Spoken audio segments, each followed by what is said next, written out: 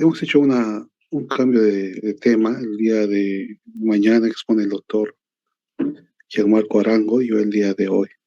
¿Se escucha claro? Sí, doctor. Muy bien. Empezando entonces, damos la bienvenida a todos los estudiantes de lo que es el campo de la infectología. Y uno de los temas importantes que vemos a diario, pues, es la infección por VIH-Sida.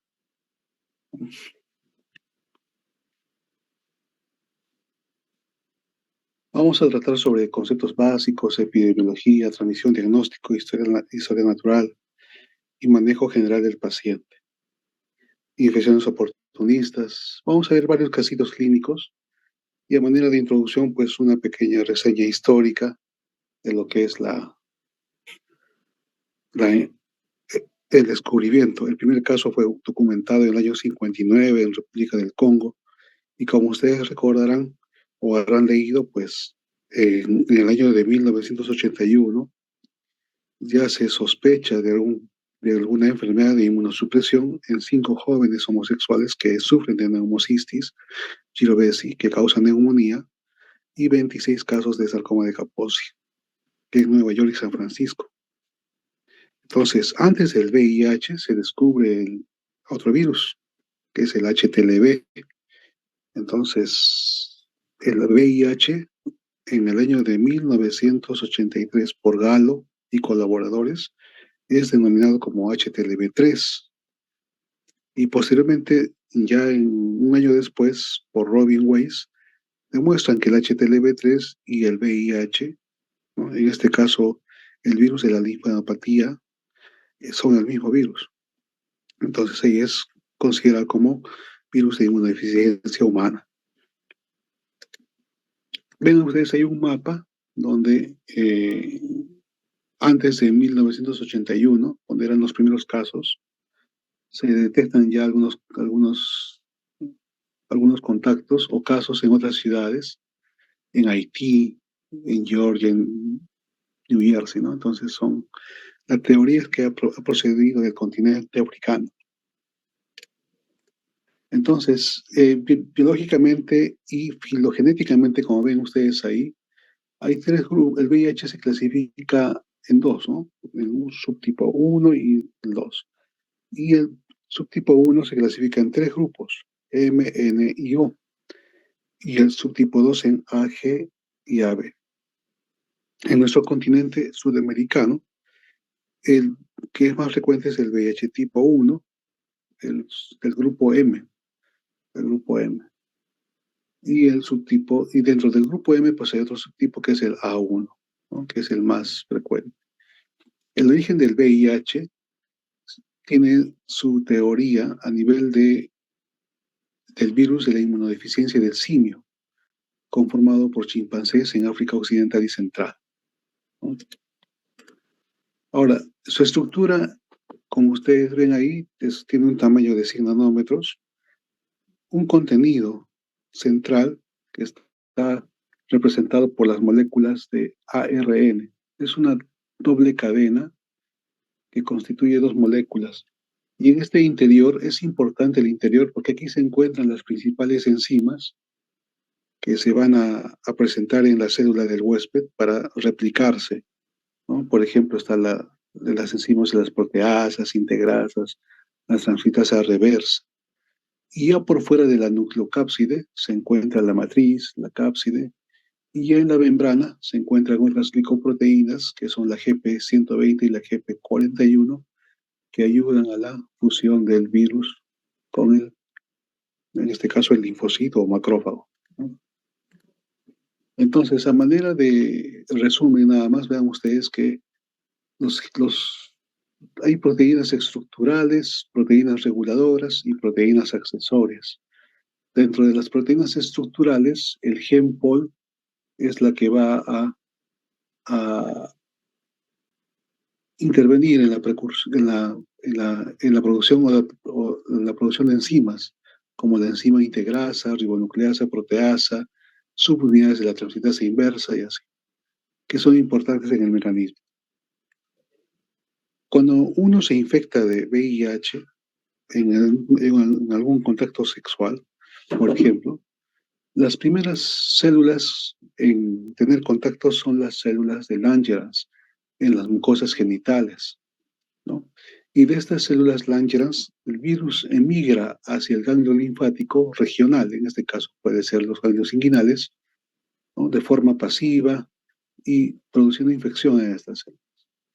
A medida que la infección avanza, puede afectar los monocitos, macrófagos y, y posteriormente se van afectando el sistema nervioso central, las células dendríticas y las células que son más afectadas son los macrófagos y los linfocitos TSD4. Como ven ahí en la flecha, el linfocito TSD4 es el principal reservorio de virus de VIH. El 40% están infectados, un 99% quedan en fase latente, ¿no? Y un 1% de estos virus, el virus de VIH, tiene una cinética de replicación, es decir, un 1% se va a replicar en sangre y un 99% queda en los santuarios. Santuario se define aquel órgano en los cuales el VIH se aloja de forma latente. ¿Quiénes son estos santuarios? Por ejemplo, el sistema nervioso, las células de la microglía. Importante reservorio. ¿Cuáles son otros reservorios? Las células linfáticas, el sistema retículo endotelial, por ejemplo. Entonces, el virus tiene tropismo dual o tropismo, por ejemplo, para unirse a la célula diana, en este caso el linfocito TCD4, requiere de correceptores.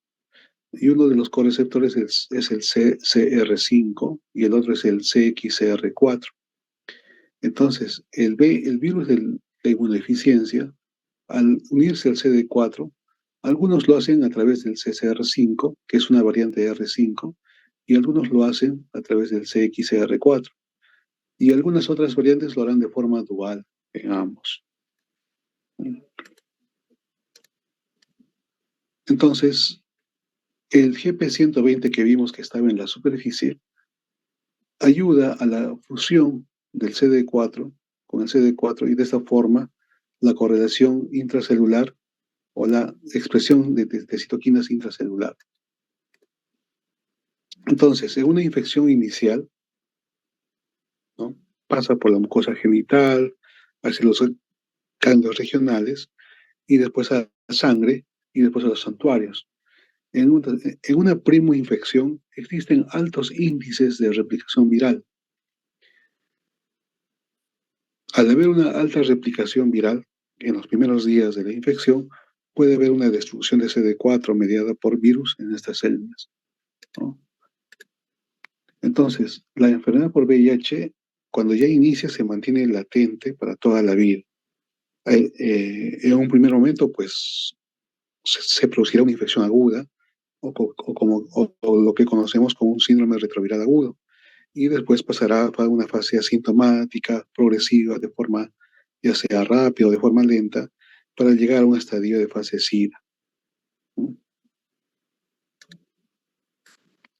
El ciclo viral, vean ustedes, la adherencia del virus al receptor CD4 y los correceptores están en la fase 1, en el paso 1. En el paso 2 ya hay una liberación de las proteínas, en este caso de las proteínas virales. Se libera el genoma viral también del VIH. En el paso 3 la transcriptasa reversa hace una copia del ADN en ARN, ¿no? Una copia. Y en el paso 4 ya hay una migración hacia el núcleo. Hay una inserción hay una inserción del ADN viral a la célula, en este caso el linfocito TCD4, por ejemplo. Y aquí, a través de la integrasa, ya se forma un provirus, un provirus. Posteriormente pasamos a una síntesis de proteínas, y estas proteínas, pues, forman parte de los nuevos viriones que van a madurar y van a producir así la infección de forma perenne, se puede, ¿no? Entonces, Existen, bueno, la medicación antirretroviral actúa a nivel de estas enzimas, de la transcriptasa reversa, por ejemplo, de la integrasa, de los inhibidores de proteasa, ¿no? Entonces, hay inhibidores de estas enzimas. Ustedes habrán escuchado ya de varios de estos antirretrovirales. Por ejemplo, los análogos de los nucleósidos, ¿no? Tenemos ahí el ácido budina, la mibudina, análogos de los nucleótidos, tenofovir, no análogos de los nucleósidos, efavirenz, por ejemplo, ¿no? Eso es dentro de los análogos o inhibidores de la transcriptasa reversa. Ya más abajo tenemos a los inhibidores de integrasa, donde tenemos al raltegravir, dolutegravir, el vitegravir. A este costado tenemos a los inhibidores de la proteasa, ¿no? Atazanavir, lopinavir.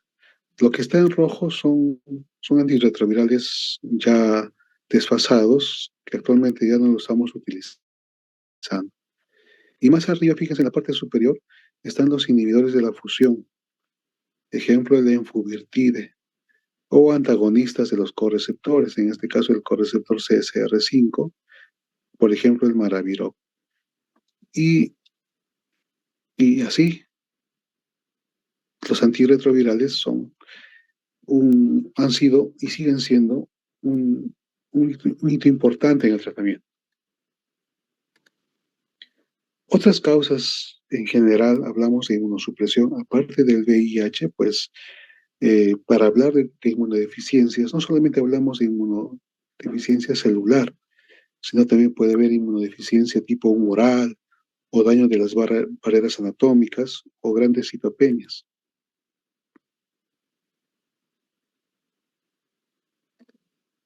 Entonces, dentro de las causas más frecuentes de inmunodepresión celular, tenemos al VIH, al SIDA, ¿no? Seguidamente de los linfomas, de nutrición, trasplante de órganos y así, y otras causas de inmunosupresión. Entonces, el VIH principalmente hay una inmunosupresión tipo celular. Celular principalmente porque hay una depresión importante de los linfocitos TCD4. Epidemiológicamente, vemos que en nuestro país y a nivel mundial, pues, las cifras de VIH van en incremento, principalmente en la población joven. En nuestro país, por ejemplo, esta es la sala situacional, ¿no? De cómo va la curva en ascenso de VIH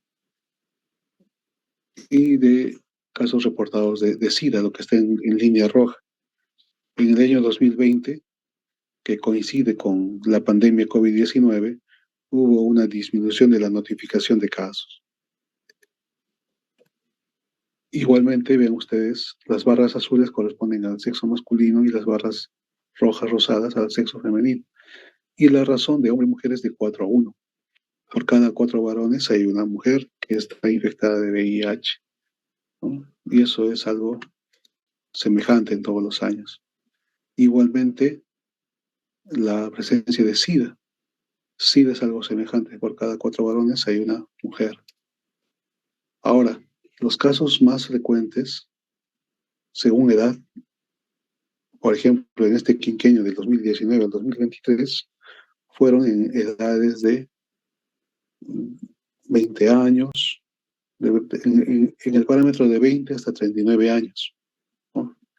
Igualmente en las mujeres, semejante. Ahora, la vía de transmisión predominantemente sexual, ¿no? Hay unos pocos reportes por vía parenteral que representan menos del 1%, y así como también una transmisión vertical, ¿no? Y eso se repite o es semejante en todos los años. Igualmente, la vía, según relaciones sexuales, según el tipo de relación sexual, vean que la relación sexual con hombres es la causa más, o es la vía más frecuente de contagio, ¿no? En todos estos años, 2020, 21, 22, 23. Después vemos que también la relación sexual con ambos sexos, homosexuales, ¿no? También es algo importante.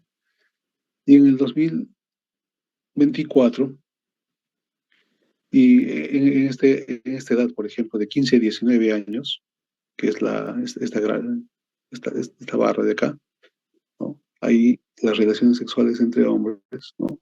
Ha sido más frecuente. Eh, Como ven ustedes en el mapa, lo que está de rojo intenso son son los departamentos con mayor casos o tasa de casos de VIH, ¿no? A la cabeza está Lima, Junín. Por ejemplo, en el año 2000, el año que se ha tenido más casos fue el año 2022, más de 4.000 casos de VIH y cerca de 700 casos de estadio SIDA, en Lima, por ejemplo. Entonces, el VIH se transmite principalmente por vía sexual, como hemos visto, ¿no? Pero la vía más efectiva, eso es ya diferente, la vía más efectiva de una infección es por vía sanguínea, ¿no? Vean ustedes ahí el punto 9.2, ¿no? O 9.250 por 10.000 exposiciones, ¿no? Y otras vías, en cuanto a la parte sexual, por vía coito anal, es la más alta, seguida del coito anal insertivo, del coito vaginal y del receptivo o insertivo. Entonces, en las relaciones ya en el contacto sexual, el coito anal receptivo vendría a ser el que tiene mayor riesgo de infección, ¿no? Entonces, en cuanto a la transmisión vertical, la forma más frecuente de contagio es en el momento del intraparto, 65-75% de casos. Y fíjense que la lactancia materna, pues, también tiene su porcentaje, es por eso que está contraindicada en las gestantes con VIH. Acá, en esta barra que dice 5.4%, en este caso, los 6.573 corresponden a la cantidad de partículas virales, o sea, la carga viral. A una menor carga viral, hay un menor riesgo de transmisión del VIH, ¿no? Y a una mayor carga viral, fíjense, mayor a 93.000 copias, hay un mayor riesgo, más de 50 o cerca del 50% de contagio. Entonces, esta curva lo que nos demuestra es que una mamá o una gestante que está controlada, que toma su tratamiento antirretroviral, pues tiene un mínimo riesgo de contagiar al recién nacido. Y este contagio en el intraparto se puede presentar en carga viral alta en sangre, es decir, que esta mamá o la gestante esté sin tratamiento antirretroviral, ¿no? O una rotura prematura o prolongada de membranas, un parto prematuro, infecciones genitales asociadas o de transmisión sexual, corionionitis y así.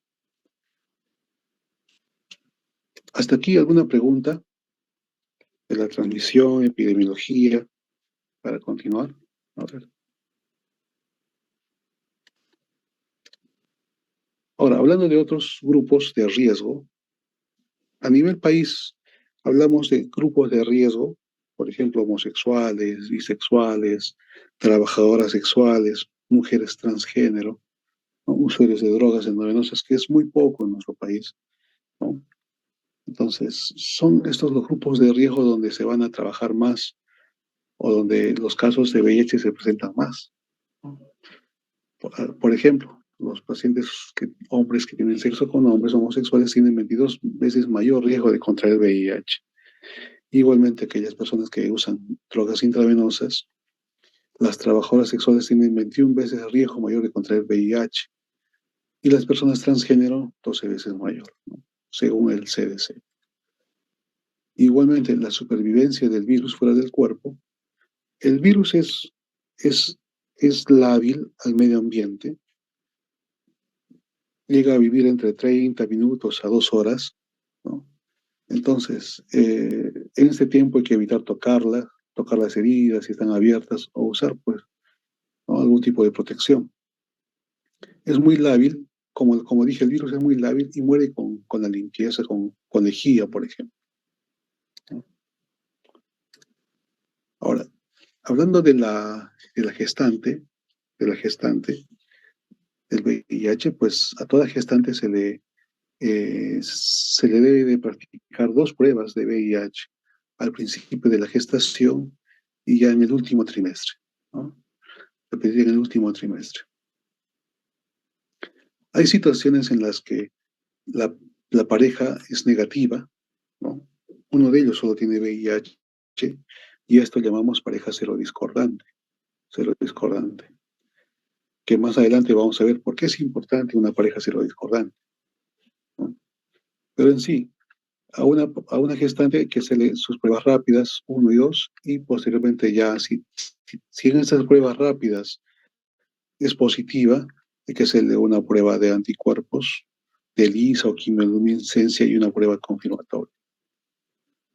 Entonces, el diagnóstico de VIH lo hacemos a través de pruebas como ELISA, quimioluminescencia, detección simultánea de anticuerpos, VIH-1 y 2, pruebas rápidas, la prueba de Western blot, inmunoblot, ¿no? Y también las pruebas de cargas virales, carga viral, cultivo viral, antígeno P24. Un minutito.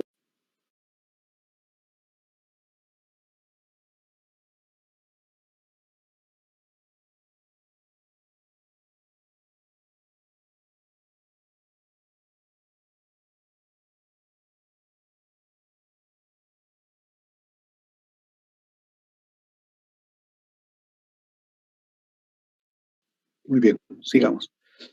Entonces, donde ustedes ven el día cero, ¿no? El día cero en este gráfico, es el inicio de la infección, el contacto sexual o el accidente ocupacional, ¿no? Que es menos frecuente. Entonces, acá hay un periodo de ventana o un periodo de eclipse. Al día 10, según este gráfico, ya va incrementando la carga viral, las partículas de VIH, ¿no? Al día 14 o al día 15 más o menos, ya se van produciendo los antígenos del VIH, y ya más o menos en la tercera semana, al día 21 o 22, ya se van produciendo los anticuerpos. Los anticuerpos. Es por esta razón que el ELISA-VIH o la quimioluminiscencia te detectan anticuerpos. Mire, la, los anticuerpos, la prueba de detección de anticuerpos de primera generación te detectan recién al día 60. Los de segunda generación al día 45. Los de tercera generación ya van bajando al día 21, ¿no? Y así. Y hay pruebas de cuarta generación que ya te detectan el antígeno. Entonces, lo más pronto que se puede detectar el antígeno y anticuerpos es a la segunda semana. Entonces, atrás de la segunda semana, ¿no?, en este tiempo, si nosotros sospechamos de un paciente que tiene un contacto reciente sexual y que se haya infectado de VIH, pues los anticuerpos no nos van a ayudar, como el ELISA o quimioluminiscencia. Lo que nos va a ayudar acá es la carga viral. La carga viral. ¿Listo?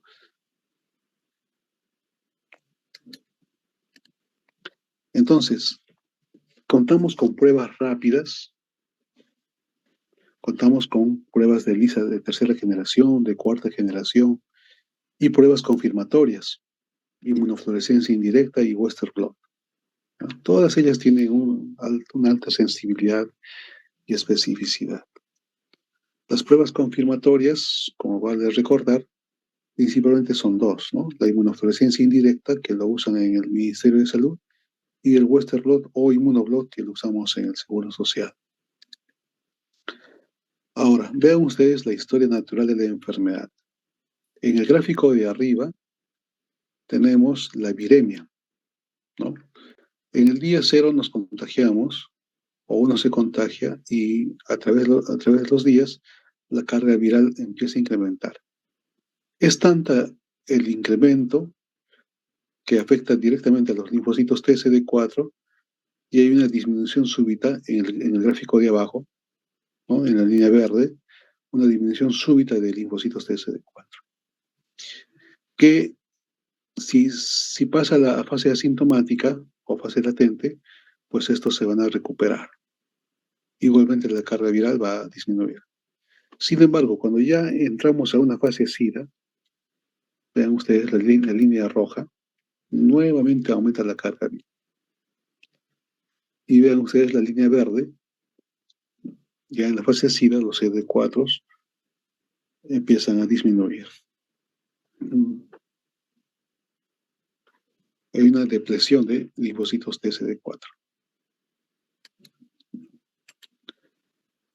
Entonces, se ven estadios en lo que es el VIH. Tenemos dos clasificaciones grandes, del CDC de Atlanta y de la Organización Mundial de la Salud. Este cuadrito es muy interesante para que ustedes lo puedan aplicar al momento de ver algún pacientito, ¿no? Pero quizás en nuestra consulta llegue algún paciente asintomático, o quizás en la emergencia, en su internado, ¿no? Algún paciente asintomático, agudo, o que tiene linfodenopatía persistente generalizada. Estos pacientitos generalmente en un primer momento hay que ver si tiene conductas de riesgo sexual o si pertenece a estos grupos de riesgo, ¿no? Para sospechar en infección por VIH. En la categoría B hay algunas enfermedades como el herpes zóster. Por ejemplo, que veamos a una persona joven en hospitalización, en consultorio, que venga con un herpes zóster, no es normal, ¿no? Entonces, hay que ver si tiene algún grado de inmunosupresión. Dentro de ellos, pues el VIH. Y en la categoría C ya se están las enfermedades definitorias de SIDA.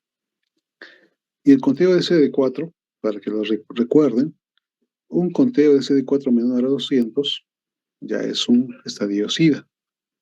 El estadio 2 está entre 200 a 500 células y los linfocitos TCD4 mayor a 500 ya es un estadio 1. En una persona normal sin inmunosupresión, ¿cuánto es el parámetro normal de CD4? Vamos desde 500 a 1600, ¿no? Es el parámetro normal. Estas son las enfermedades que se pueden presentar al momento de estadificar a un paciente. Los pacientitos que vienen en estadio SIDA, fíjense en la letra C, ¿no? ¿Cómo vienen? Vienen o les diagnosticamos en plena hospitalización, les diagnosticamos con tuberculosis, neumonía por neumocistis, criptococosis meningia, toxoplasmosis cerebral, enfermedades por micobacterias atípicas, retinitis por citomegalovirus, candidiasis esofágica, encefalopatía VIH, leucoencefalopatía multifocal progresiva, criptosporidiasis, isosporiasis, úlceras mucosas subcutáneas herpéticas crónicas, neumonía recurrente, bacteriemia por salmonella, sarcoma de Kaposi, linfoma no Hodgkin y el cáncer cérvico-uterino invasor. Entonces son enfermedades o infecciones que indican que el paciente ya está en fase SIDA, ¿no? Y acá vean ustedes que hay otra lista en la categoría B que no corresponden a estadio SIDA, pero sí hay que sospechar o hay que pedirle la prueba a este paciente. Un paciente que venga con una candidiasis orofaringe, ¿no?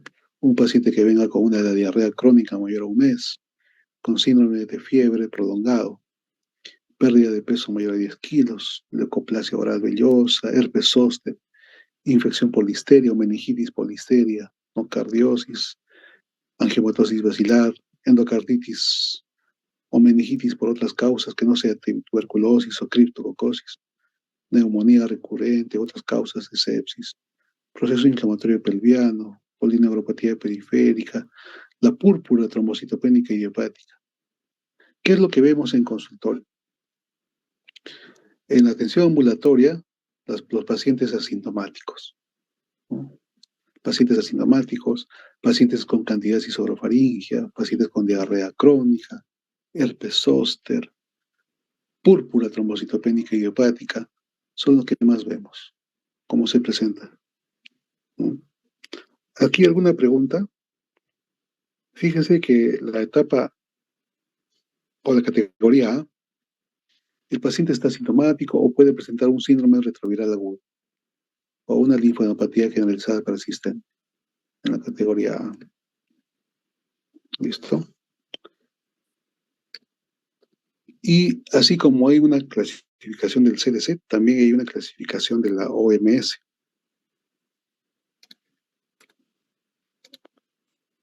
¿Se ve? Sí, doctor. De la OMS. Pero esta clasificación ya lo hace principalmente en 4 estadios. Aquí ya no toma en cuenta el CD4, solo de las enfermedades, ¿no?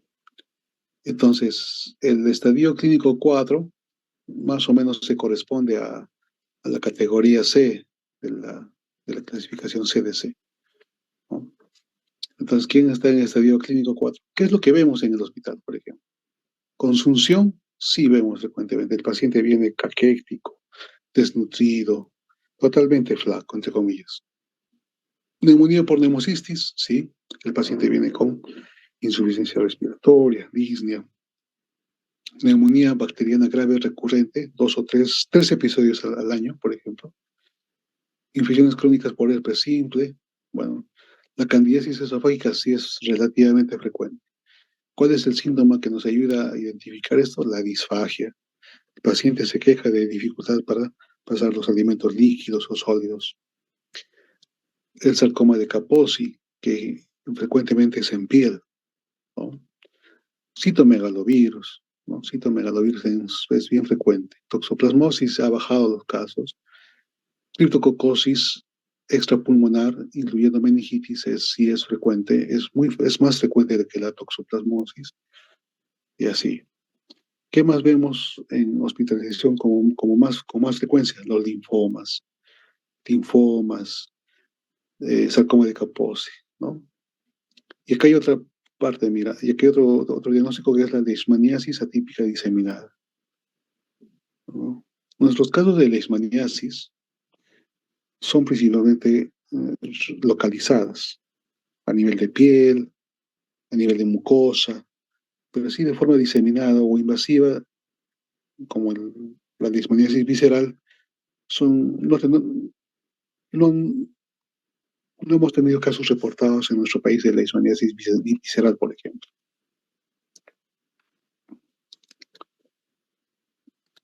Entonces, las infecciones más frecuentes que les voy a mencionar acá, en ojos, por ejemplo, citomegalovirus. ¿Cómo viene el paciente? Viene con una ceguera súbita, ¿no? A las horas o 1 o 2 días el paciente ya tiene ceguera. En boca y garganta, como hemos mencionado, la candidiasis, la candidiasis, el herpes, por ejemplo. En piel, el sarcoma de Kaposi o algunas lesiones asociadas a criptococosis, histoplasmosis. En hígado, las hepatitis, ya sea por citomegalovirus, por Epstein-Barr, por ejemplo. En cerebro, ¿qué infecciones son más frecuentes? La criptococosis, la toxoplasmosis, la encefalopatía VIH.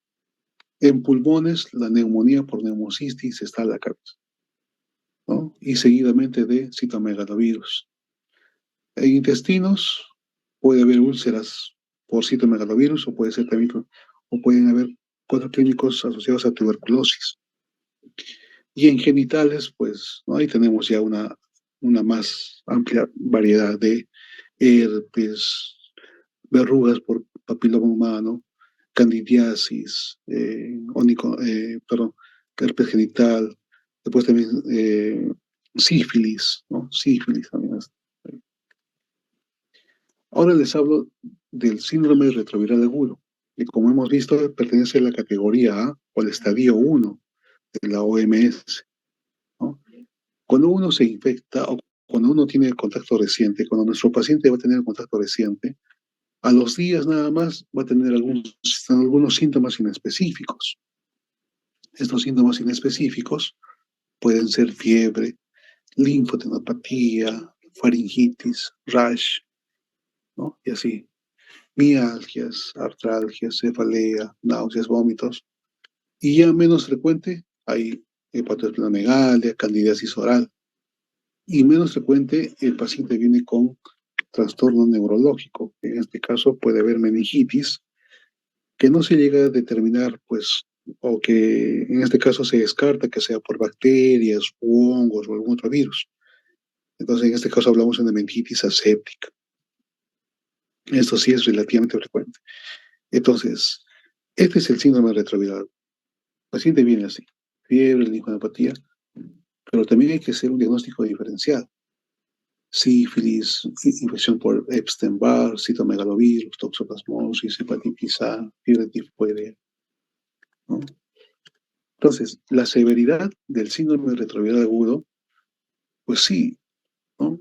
Puede ser severo, puede evolucionar a una fase de inmunosupresión intensa. Sin embargo, el paciente se va a recuperar de este síndrome retroviral agudo. Hay una gran respuesta inmunológica. Vean ustedes, los síntomas van desde un 40 hasta un 90%, ¿no?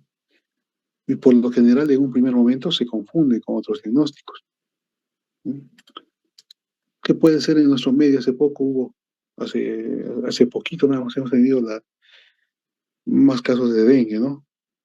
Entonces, la fiebre, el dengue también tiene fiebre, tiene rash, tiene linfopatías, es menos frecuente, pero puede haber mialgias, artralgias, cefalea. Entonces, son síntomas inespecíficos. Acá tendremos que, aquí hay que preguntar al paciente si ha tenido un contacto sexual de riesgo en las últimas 2 semanas, o si pertenece pues a un grupo sexual de riesgo, ¿no? Si es homosexual, si es un paciente transexual, bisexual, ¿no? Ahora, la infección del VIH en cada paciente es diferente, pero en la mayoría de ellos son progresores típicos. Es decir, si el paciente está sin tratamiento, alcanzará el estadio SIDA en unos 7 a 10 años, ¿no? Hay algunos pacientes que son progresores rápidos que alcanzarán el estadio fase SIDA en 3 o menos años, 10 a 15%. Otros progresores lentos que en más de 10 años recién entran a fase SIDA. Y hay un pequeño grupo de pacientes que no progresan, son los que no desarrollan SIDA, que solo son portadores del VIH. Entonces, una carga viral mayor a 100.000 copias es considerada ya alta y tiene alto riesgo de progresión rápida. Nosotros tenemos pacientitos que son diagnosticados al principio con cargas virales de más de 100.000 o millones también pueden tener, ¿no? 2 millones, 3 millones de partículas virales por mililitro de sangre. En la práctica clínica, este es más o menos la batería de exámenes que uno debe realizar al paciente nuevo, recientemente diagnosticado de VIH, ¿no? Hay que hacerle una buena historia clínica, identificar conductas sexuales, exposición a algún ambiente tropical, ¿no?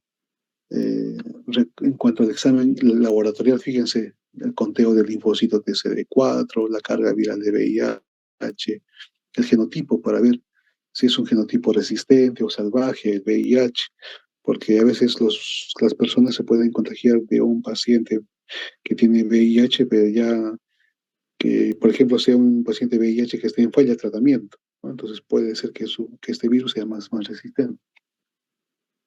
Hemograma, perfil hepático, perfil lipídico, ¿no? Test de embarazo. Creo que alguien se ha dormido acá en esta lámina. Me ha pintado de verde con unas líneas. Y así, antígeno de superficie y anticuerpos de VIH, de hepatitis C, por ejemplo. Entonces, aparte del VIH, pues uno se puede contagiar de otras infecciones de transmisión sexual, ¿no? Sífilis, hepatitis B, hepatitis C, gonorrea, clamidia, el HTLV. Ya no se olviden del virus linfotrópico T humano, el HTLV.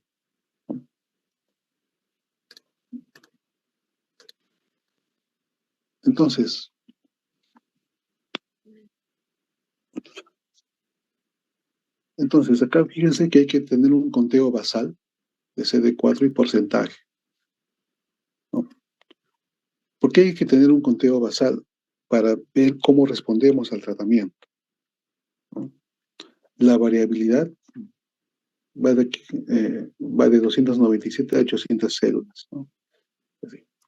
Es importante el linfocito TCD4 porque nos va a ayudar, aparte de estadificar el estadio del VIH en A, B o C, o 1, 2 y 3 y 4 según la OMS, nos va a ayudar a ver la respuesta al tratamiento.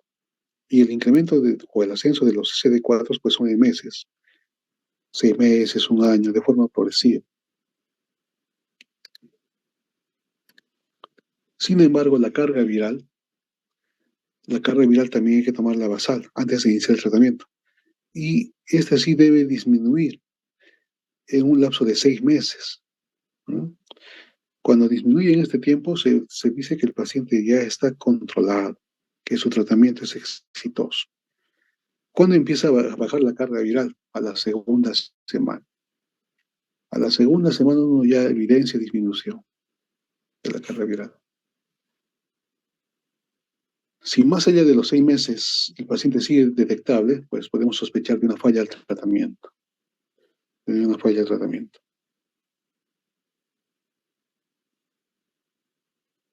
¿Hasta aquí alguna pregunta? Carga viral, CD4.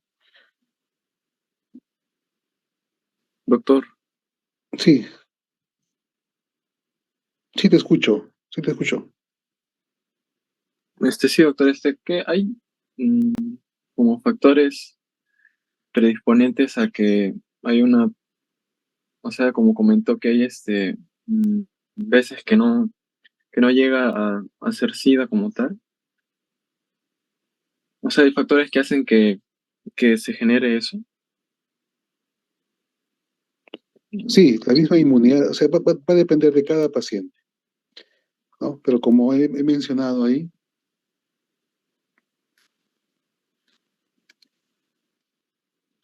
hay un pequeño porcentaje, y eso hemos visto en la parte ambulatoria. Tenemos, por ejemplo, unos 4 o 5 casitos de pacientes que no progresan a fase SIDA, y es más, tienen cargas virales bajas.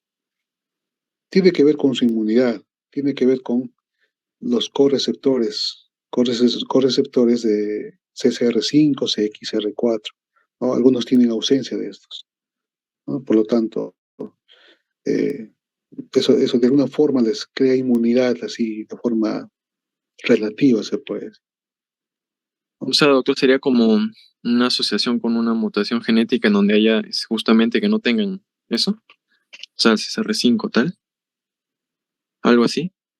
O sea, que esté asociado.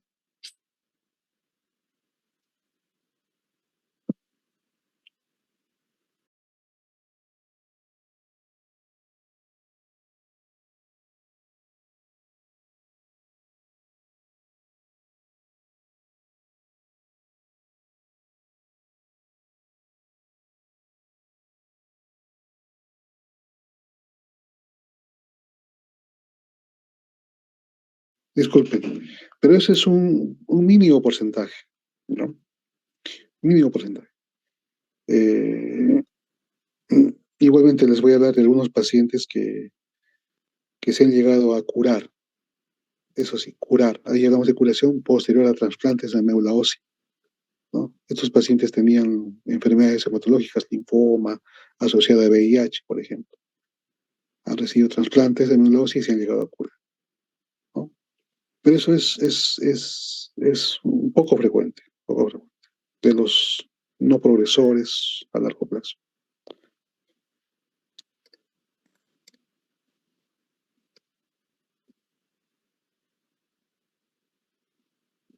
Entonces, gran mayoría de casos están en un estadio clínico, ¿no? La gran mayoría de pacientes están en estadio A o estadio B, y pues, y los que se hospitalizan están en estadio C, la mayoría. Tienen alguna enfermedad que definen sí. ¿Qué, qué, qué viene más? Tuberculosis, por ejemplo. Tuberculosis, criptococosis, citomegalovirus y los linfomas o sarcoma de Kaposi. Vamos a hacer unos casitos clínicos, ¿no? Este pacientito, por ejemplo, tiene 34 años con infección por VIH, es nuevo, el paciente es nuevo, y acude a la emergencia porque no moviliza el de mi cuerpo derecho. Como es nuevo, pues no recibe tratamiento, no recibe profilaxis, ¿no? ¿Qué es lo que vemos acá? Acá vemos un fondo de ojo, un fondo de ojo con imágenes en sal y pimienta, ¿no? No es patognomónico, pero nos sugiere de una infección parasitaria, en este caso la toxoplasmosis. Entonces, la toxoplasmosis se puede hacer un diagnóstico a través de cultivo, PCR y la tinción de Roy-James, ¿no? O eso es en tejido. Pero ¿cómo hacemos el diagnóstico de toxoplasmosis? Principalmente lo hacemos de forma clínica o por las imágenes en el fondo de ojo o en la tomografía cerebral. Fíjense, este paciente ya está en estadio SIDA. La toxoplasmosis cerebral, la primera imagen es una tomografía sin contraste y en la imagen de la derecha es con contraste. Y como tiene contraste, aquí capta el anillo, ¿no? Hay una lesión captadora de anillo que afecta o comprime el ventrículo, los ventrículos, en este caso el ventrículo izquierdo. Entonces, clínicamente e imagenológicamente, en el contexto de un paciente VIH en estadio SIDA, esto es toxoplasmosis. ¿Cómo hacemos el diagnóstico definitivo? Podemos hacer una biopsia, ¿sí? La biopsia es lo que nos va a ayudar. Los anticuerpos también nos van a acercar al diagnóstico, ¿no? El paciente puede tener anticuerpos IgG para toxoplasmosis, por ejemplo. Acá hay más imágenes, acá hay otra lesión, ¿eh? Este es otro corte, es el mismo paciente, pero aquí hay otro corte donde también se ve una imagen captura de contraste. Y la toxoplasmosis cerebral pues se caracteriza por eso, afecta la región periventricular, ¿no? Ese es su nicho. Entonces, la encefalitis por toxoplasmosis se ven cuando el paciente está en estadio SIDA, es decir, menor a 200 de CD4, y más riesgo cuando son menos de 50 células. ¿Cómo nos contagiamos de toxoplasma? Por la ingestión de carne mal cocida o por la contaminación de los alimentos con las heces de los animales. En este caso, principalmente los gatos, ¿no? Los gatos. ¿Cuál es el sitio del órgano más afectado en personas con VIH? El sistema nervioso central. Después también la retina. ¿Podemos hacer serologías? Sí. Vamos a captar IgG frente a toxoplasmosis, ¿no? Y como hemos visto en la tomografía cerebral, pues lesiones compatibles con toxoplasmosis. Tratamiento de elección, sulfamethoxazol, trimetoprim, ¿no? Esta dosis, 10 miligramos. 10 miligramos en base al trimetoprim. Por ejemplo, ¿no? Calculamos en base al peso del paciente 60 kilos, 10 miligramos por 60 kilos son 600 miligramos al día de trimetoprim, por ejemplo. Caso clínico 2, ¿no? Un paciente varón de 34 años que acude por 3 semanas de enfermedad. Presenta cefalea intensa, náuseas, vómitos, debilidad de miembros inferiores. El paciente está somnoliento. Entonces, igualmente es un pacientito que se le diagnostica de VIH, paciente nuevo de VIH. Sin embargo, fíjense, viene por un cuadro neurológico, cefalea, vómitos, ¿no? Y pues en el contexto de VIH ya se rompen esos esquemas de las triadas, ¿no? esas triadas clínicas clásicas, por ejemplo, en meningitis, un síndrome meningio, ¿qué es lo clásico? Es fiebre, cefalea, signos meningios, ¿no? Entonces, eso en VIH ya sale de ese esquema, por ejemplo. El hecho de que sea un paciente nuevo y que solo venga por cefalea, ¿no? Nos hace, hay que encender las alarmas porque podría ser una infección del sistema nervioso central. A veces vienen solo con fiebre y cefalea, y sí, hay veces que pueden tener signos meningios. Entonces, este pacientito viene con una enfermedad de 3 semanas. Si pensaríamos en un síndrome meningio o meningitis, pues estaríamos frente a una meningitis o síndrome meningio subagudo, ¿no? Ya porque ya son 3 semanas. Entonces ahí cambia el espectro de microorganismos, ¿no? En los primeros días está pues el herpes, el Streptococcus pneumoniae, el Haemophilus influenza en los primeros días, ¿no? La Neisseria meningitis. Pero ya en las 3 semanas ya empiezan a aparecer otros gérmenes como la tuberculosis, la listeria, ¿no? La citomegalovirus, la sífilis, por ejemplo, ¿no? Entonces, en el contexto de este paciente, VIH, lo primero que vamos a practicar es una tomografía cerebral, porque hay que estar seguros de que no contraindique la punción lumbar. Si este paciente, en el caso anterior, por ejemplo, en el caso anterior de la toxoplasmosis, aquí ya hay un compromiso periventricular, hay una asimetría, la línea media está afectada. Entonces, aquí sí hay riesgo de hacer una punción lumbar, porque el paciente se puede enclavar, ¿no? Entonces, ese es el riesgo. Es por eso que hacemos un ataque cerebral de preferencia en este paciente y vemos acá que los ventrículos están simétricos, la línea media está simétrica, entonces no hay alguna contraindicación para hacer una punción lumbar. Entonces, ¿qué encontramos en la punción lumbar? Encontramos que es incoloro, ¿no? Es incoloro o ligeramente turbio, que tiene una glucosa de 27, y siempre hay que hacer la comparación de la glucosa en líquido cefalorraquídeo con la glucosa sérica. La glucosa sérica en este caso está 100. Entonces el líquido cefalorraquídeo tiene que ser un 50% o 2/3 de la glucosa sérica. Entonces un 50% es 50, ¿no? De 100, 50. Y en este caso está en 27, ¿no? Entonces acá está más bajo. Entonces hablamos de una hipoglucorraquia.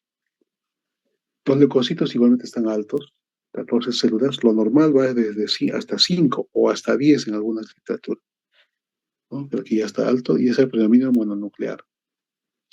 Igualmente hay un incremento leve de proteínas, una hiperproteinorraquia.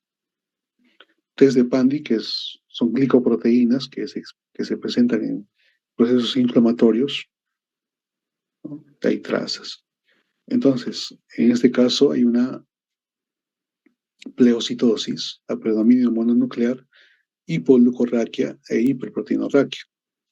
El solo hecho, el solo hecho de presentar esto, pues nos da un líquido alterado, ¿no?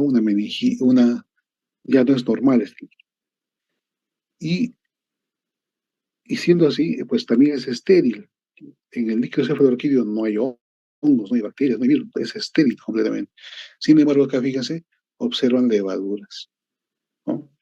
¿Y qué puede ser como levaduras? ¿Qué hongos pueden ser levaduras? Ahí tenemos a la candidiasis, la histoplasmosis, tenemos a la criptococosis, ¿no? Entonces, en el contexto de VIH, la levadura más frecuente en el sistema nervioso central es el criptococo, ¿no? Y el cultivo sale acá criptococo neoformas. Entonces es una meningitis subaguda por criptococosis neoformas. Entonces, algunos pacientes son asintomáticos, pero la mayoría viene con síntomas, ¿eh? Este es se puede encontrar en el hemocultivo, y esta es la tinta china. Fíjense, el criptococo, como es una levadura, tiene una cápsula ahí, ¿no? Y la tinta china, pues, es positiva No en todos los casos, ¿dónde está acá? Hasta un 60-80% de casos puede ser positiva. Pero ¿qué es mejor? El antígeno en LSR, que llega a ser sensible hasta un 95% de casos. Entonces, la presión de apertura, eso es lo que no me olvidé decirles. En este pacientito, fíjense, la presión de apertura es de 32 centímetros de agua. ¿Cómo se mide la presión de apertura? Eso, tarea para ustedes. Sin embargo, la presión de apertura mide, lo normal es hasta 20 centímetros de agua, ¿no? Lo normal. Y como nuestro paciente tiene 32 centímetros, eso ya quiere decir que hay una hipertensión intracraneal, ¿no? Hipertensión. Y la criptococosis, pues, es la enfermedad definitoria de SIDA, ¿no? CD4 menor a 100 células. Fíjense, para el tratamiento se hace con antifúngicos, utilizamos dos antifúngicos, uno de ellos es la anfotericina y el otro es el fluconazol, ¿no? Entonces hay una fase de inducción donde se dan los dos, una fase de consolidación donde solo se pasa fluconazol y una fase de mantenimiento que también se hace con fluconazol, pero ya a menos dosis. Hemos tenido un casito donde este criptococo neoformans fue resistente al fluconazol. Es poco frecuente porque la mayoría de pacientes responden al fluconazol. ¿Qué hicimos acá? Le hemos dado otro antifúngico que es el voriconazol, como, como en fase de consolidación y en fase de mantenimiento. Este caso clínico 3, paciente varón de 38 años. Si hay alguna pregunta, por favor, me hablan, por favor.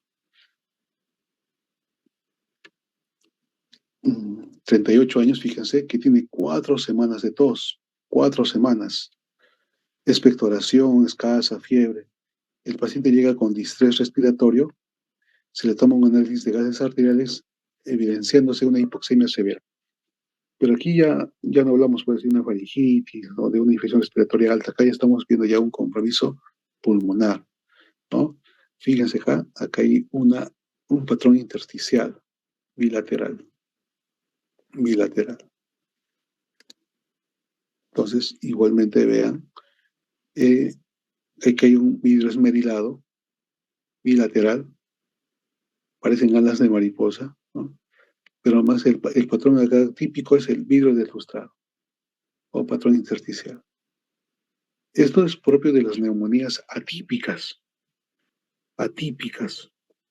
neumonías atípicas por virus, por bacterias, por hongos, pero en el contexto de este paciente que es VIH, ¿no? En el contexto de este paciente VIH, lo más frecuente es neumocistis o citomegalovirus. Si tuviésemos otro paciente no VIH con neumonía típica, ¿qué pensaríamos? Pensaríamos en, por ejemplo, micoplasma, ¿no? Pensaríamos en un virus, influenza, COVID, ¿no? De un paciente no VIH. Pero como el paciente tiene VIH, pues hacemos este diagnóstico clínico y radiológico. ¿Cómo hacemos la confirmación? Puede hacerse una tinción de Giemsa en esputo para detectar los quistes del neumocistis. Entonces acá tenemos los quistes, ven ustedes en las flechitas, quistes en la tinción de Giemsa, ven los trofosoditos de unos 5 micrómetros ahí en el esputo. Tratamiento de elección también con sulfas. Eso es en casos leves. En casos leves solo damos sulfas. O sea, en casos leves el paciente está sin oxígeno, con una frecuencia respiratoria adecuada. Pero ya cuando el paciente viene con neumonía, que así vienen la mayoría de pacientes, ya tenemos eh, hipoxemia, ¿no? Y un PO2 por debajo de 70 ya es indicación de uso de corticoterapia, corticoides. También se puede elevar la deshidrogenasa láctica, ¿no? Entonces, acá el tratamiento, aparte de las sulfas, vamos a tener que ayudarnos con la prednisona, en caso que el paciente tolere vía oral. Si no logra, pues puede ser otros corticoides endovenosos, metilprednisolona, hidrocortisona, por ejemplo. Y este es otro casito.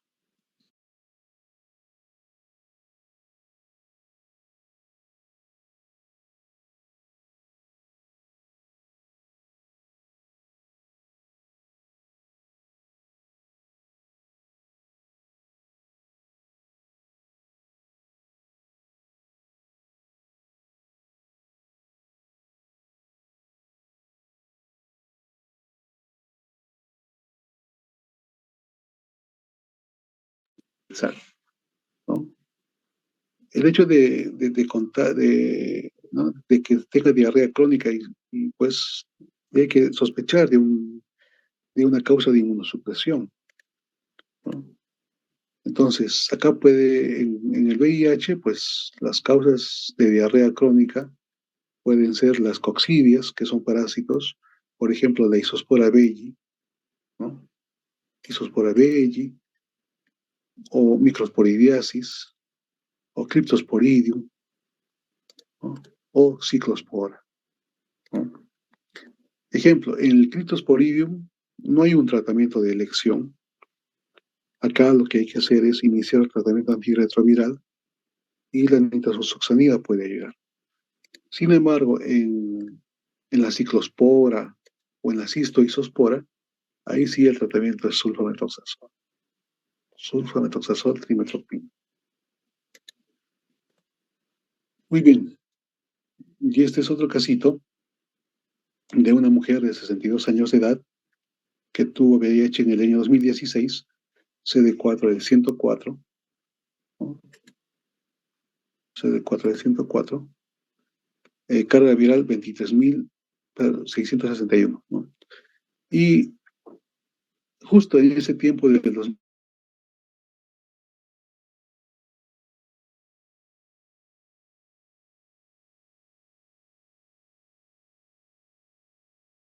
Perdón, ¿me escuchan? Mm, Se le escucha bajo, doctor. Ya, perdón. Sí, justamente con ese nivel de CD4 en 104, ¿no? Eh, uno, uno ya infiere pues, que esta paciente ya está en estadio SIDA, ¿no? En estadio SIDA. Eh, y la carga viral también pues, es alta, 23.000 copias. Recuerdo que a esta paciente se le diagnosticó de tuberculosis del sistema nervioso central, ¿no? En ese tiempo, en el 2016. Entonces, primeramente tratamos la tuberculosis por un tiempo corto, digo, por un tiempo de en este caso 12 meses, por ser TBC, pero el tratamiento por VIH ya lo podemos iniciar a la cuarta semana, a la quinta semana, ¿no? Sí, y en este caso recibió 3 antirretrovirales, abacavir, lamivudina y nevirapina. Y actualmente la paciente tiene 3 meses de enfermedad, cefalea, diarrea, dolor epigástrico, y 10 días antes del ingreso, aumento de intensidad de la cefalea, fiebre, somnolencia y rigidez de nuca. Entonces acá sí tiene síntomas más compatibles o que nos ayudan a identificar mejor un cuadro meningio, ¿no? Un síndrome meningio. Aparte que también tiene un síndrome diarreico, ¿no? De 3 meses.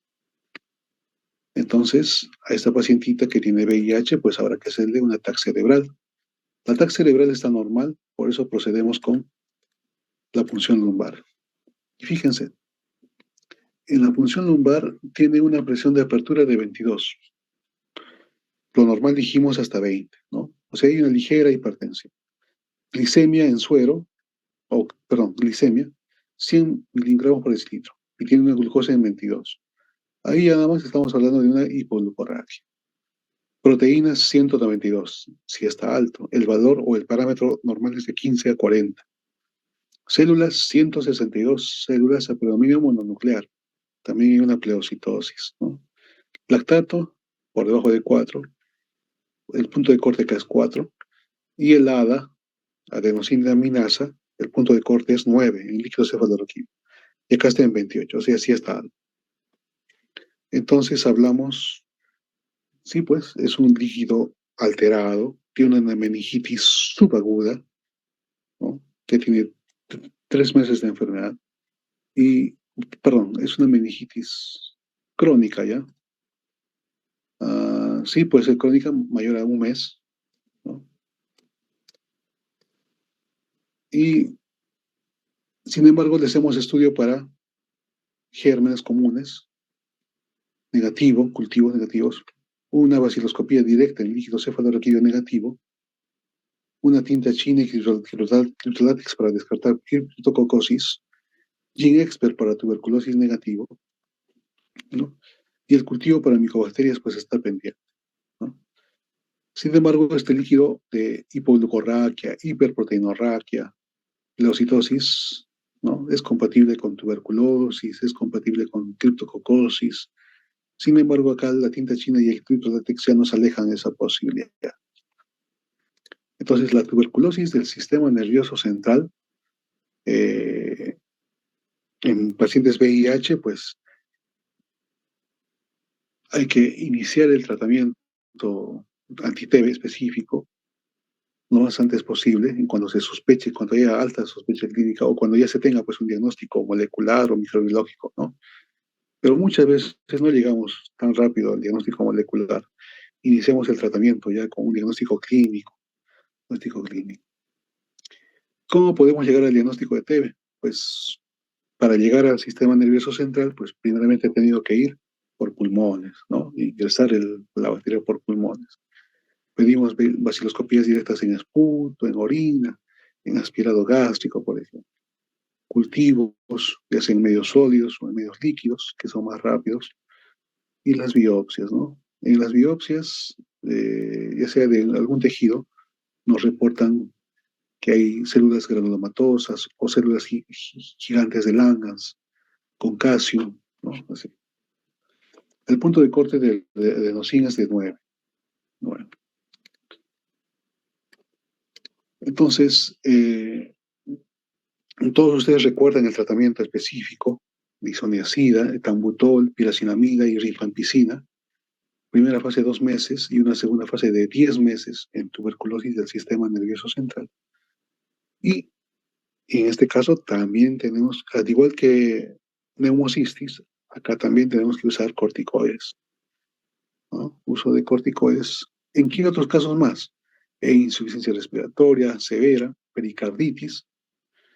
En el caso de una reconstitución inmune, reconstitución inmune se refiere a aquel estado donde el paciente VIH empieza a tomar su tratamiento, ¿no? Y empieza a recuperar el nivel de sus linfocitos TCD4 y esto puede generar este síndrome de reconstitución inmune.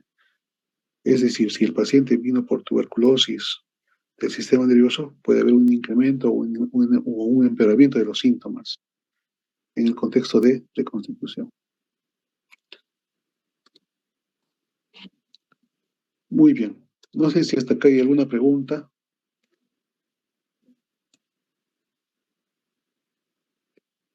Estos son los casitos de pacientes. Es el paciente, son los pacientitos que se llegaron a curarse de VIH. Por ejemplo, el paciente de Berlín que presentó un linfoma o una leucemia mieloide aguda, perdón, y tras un trasplante de médula ósea llegó a curarse de, del VIH, ¿no? Sin embargo, actualmente ha fallecido por recaída de la enfermedad, de la leucemia, de la leucemia. Y otro pacientito de Londres que también ya tiene, bueno, en este tiempo pues tiene 18 meses libre de enfermedad tras un trasplante de progenitores hematopoyéticos por linfoma. Inmunizaciones en el paciente VIH, pues también hay que vacunarlos a nuestros pacientes, ¿no? Contra hepatitis A, contra hepatitis B, contra neumococo, contra meningococo, ¿no? Ahora, Doctor, disculpe.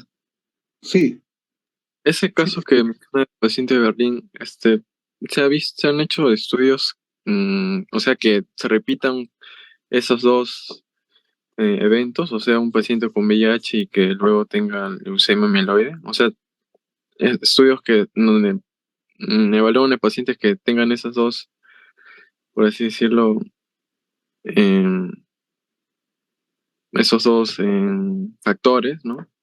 O sea, hay estudios en donde se vea que, o sea, me refiero a si la relación, o sea, relación entre ambos, puede em, quizás como resolver un poco la enfermedad de VIH. O sea, si hay una relación, me refiero a si hay una relación justamente entre la leucemia mieloide aguda y en este caso el paciente que tuvo este VIH, pues, ¿no? Porque supongo que si hay más pacientes que cursan con justamente esto, se podría hacer un estudio de esos pacientes para ver si hay una relación directa completamente o si es más algo accidental, incidental. Claro, claro, si más, sí, más obedecen a reportes de casos, ¿no? Reportes de casos, no hay así un ensayo clínico, y, tampoco, y también sería muy difícil hacerlo, ¿no? Identificar a pacientes VIH con enfermedades hematológicas, con leucemia, linfoma, ¿no? Lo que se ha visto es de forma mm, espontánea o de forma, se puede decir así, sorpresiva quizás, ¿no? Así, entre comillas, que el paciente se haya curado, ¿no? Entonces, eso es lo que han observado, ¿no? Que han observado mediante las cargas virales, que ya se ha hecho indetectable. Eh,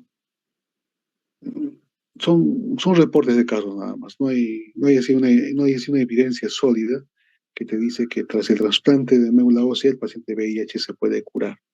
No hay esa información todavía. Ah, gracias, doctor.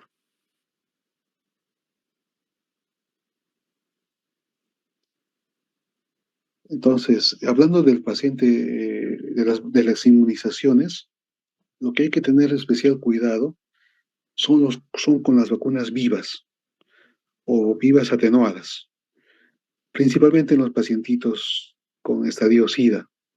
¿Cuáles son las vacunas vivas atenuadas acá? La fiebre amarilla, la rabia, la varicela, ¿no? Principalmente esas vacunas están contraindicadas en pacientitos de estadio SIDA por su inmunidad y pueden ser susceptibles pues, a estas enfermedades. Ah, lo demás sí es recomendable. Meningococo, neumococo, el mismo COVID, ¿no? El mismo COVID. Es más, cuando el pacientito está en estadio SIDA, eh, se recomienda más dosis, ¿no? De 3 dosis o 4 dosis para que al menos pueda producir anticuerpos. Es difícil que un paciente en estadio SIDA pues produzca anticuerpos, pues responda a la vacuna, ¿no? Pero a no darle protección, ¿no? Es mejor darle una vacuna. Igualmente las profilaxis.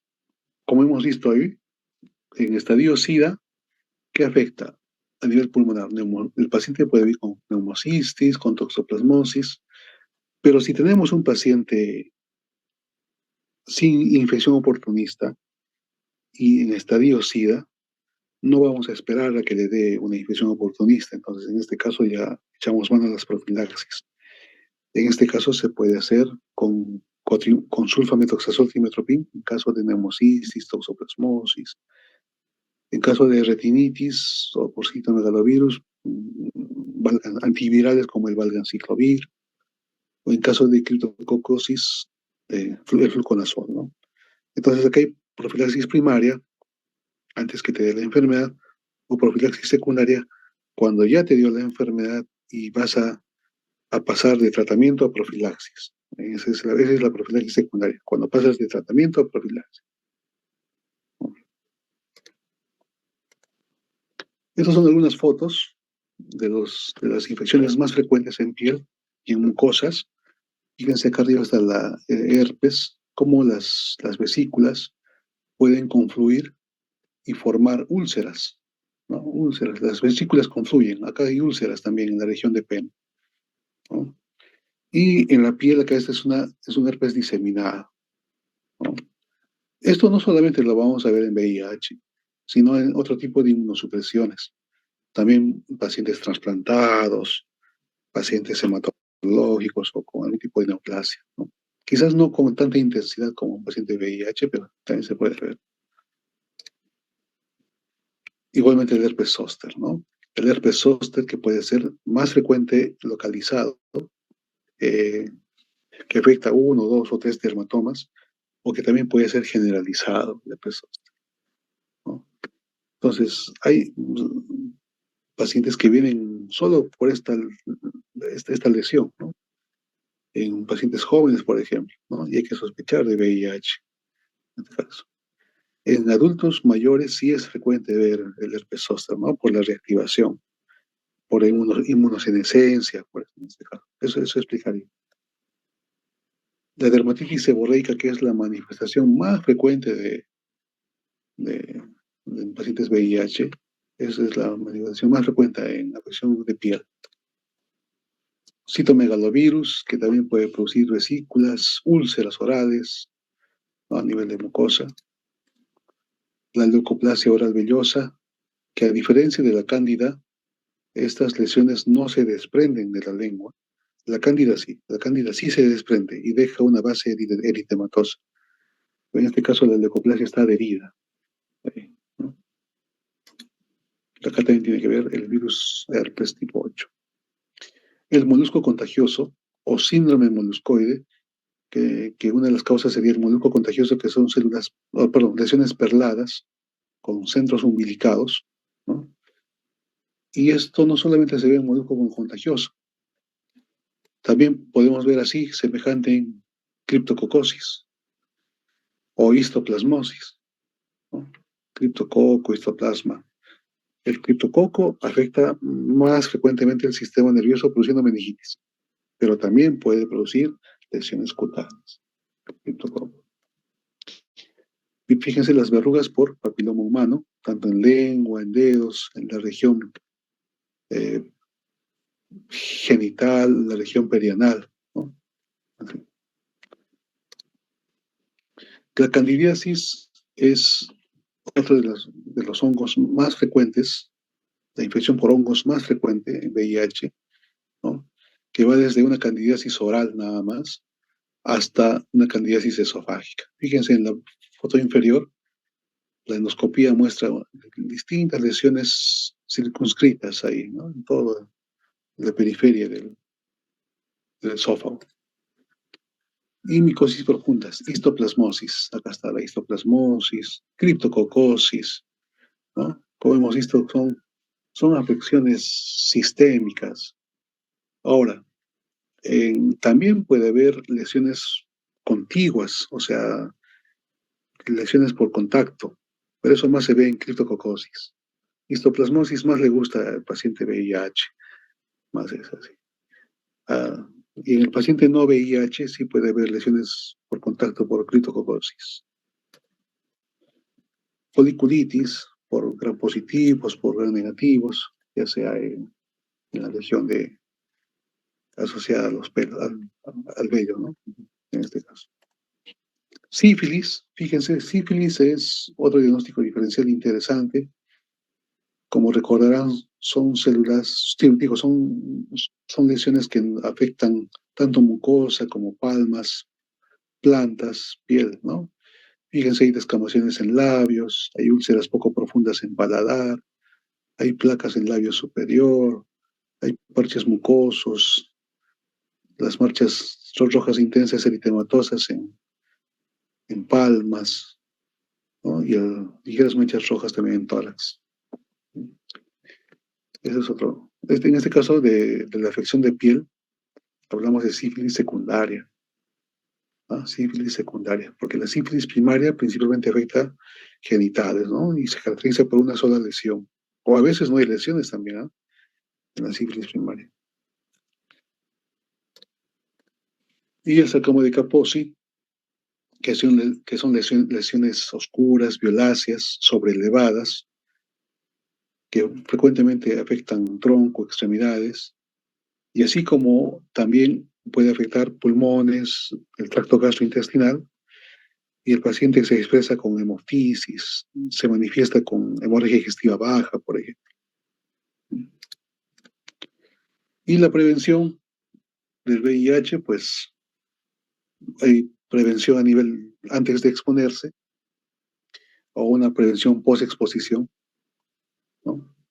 La prevención post-exposición tiene que ver principalmente con los accidentes ocupacionales, los accidentes laborales donde el personal de salud se pincha con una aguja o se corta con un bisturí, que puede ser con un paciente VIH o un paciente de fuente desconocida, aunque no sabemos en quién se ha usado esa aguja, por ejemplo, ¿no? Entonces, en este caso, el paciente tiene que tomar, o el personal tiene que tomar, pues, profilaxis por 28 días, iniciar el tratamiento antirretroviral en las primeras 6 horas de preferencia. Y la profilaxis preexposición, o sea, la profilaxis preexposición ya es todo un tema acá, que ya el Ministerio de Salud viene trabajando en poblaciones de riesgo. Hay dos formas de dar profilaxis preexposición, ¿no? Una de forma diaria y otra de forma a demanda. ¿En quienes se prefiere la forma diaria? Obviamente, esta profilaxis la van a usar personas que no tienen VIH, ¿no? Que no tienen VIH, ¿no? En pacientes homosexuales que tienen, ¿no? Hombres que tienen sexo con hombres, en mujeres transgénero, ¿no? Donde hay un uso inconsistente de preservativos, donde el diagnóstico de ITS bacteriana en los últimos 6 meses, uso de profilaxis en más de una oportunidad, uso en los últimos 6 meses, en trabajadoras sexuales, ¿no? En parejas cero discordantes, es decir, una pareja tiene el VIH y otro no, ¿no? Entonces, en estos casos se da la profilaxis diaria. ¿Cómo se da? En este caso, son dos antirretrovirales que vienen en una sola tableta. Tenofovir y anticitavina, una tableta diaria y oral. Pero también se puede hacer a demanda, ¿no? Una persona pues ya está consciente o está viendo que va a tener un contacto de riesgo sexual, ¿no? O es en la población HCH o por personas que tienen homosexuales o en personas homosexuales que tienen pocas relaciones o poca frecuencia de relaciones, que son 2 o menos a la semana, por ejemplo, ¿no? En estas personas se indica o se puede indicar la profilaxis a demanda, que es donde el antirretroviral se toma 2 horas o un día antes del contacto sexual y un día después del contacto sexual, ¿no? Entonces, el tratamiento, o en este caso la profilaxis, con tenofovir, pues tiene sus contraindicaciones. Aquellas personas que tengan alguna condición renal, por ejemplo, ¿no? O algunas personas que tengan hepatitis B, porque el tenofovir también forma parte del tratamiento de hepatitis B, ¿no? Eh, Aquellas personas que no acepten el tratamiento de la profilaxis, ¿no? Y así. ¿Hasta aquí alguna pregunta? ¿Alguna pregunta más?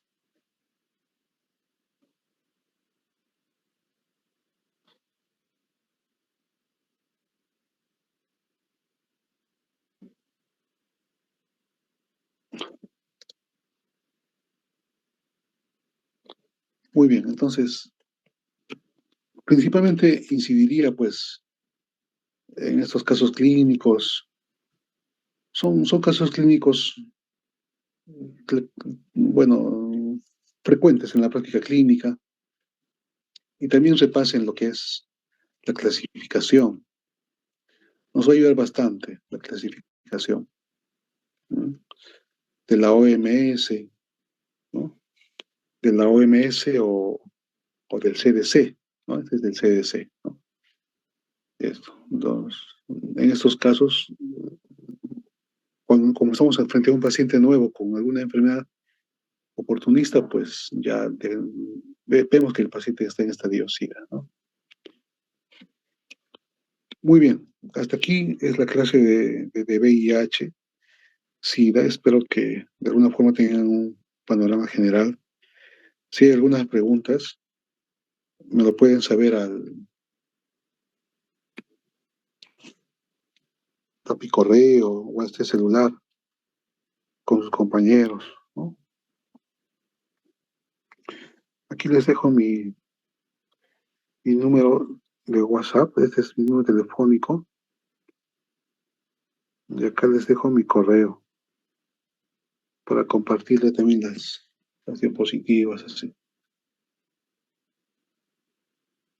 Gracias, Muy bien. doctor. Gracias, doctor. Gracias.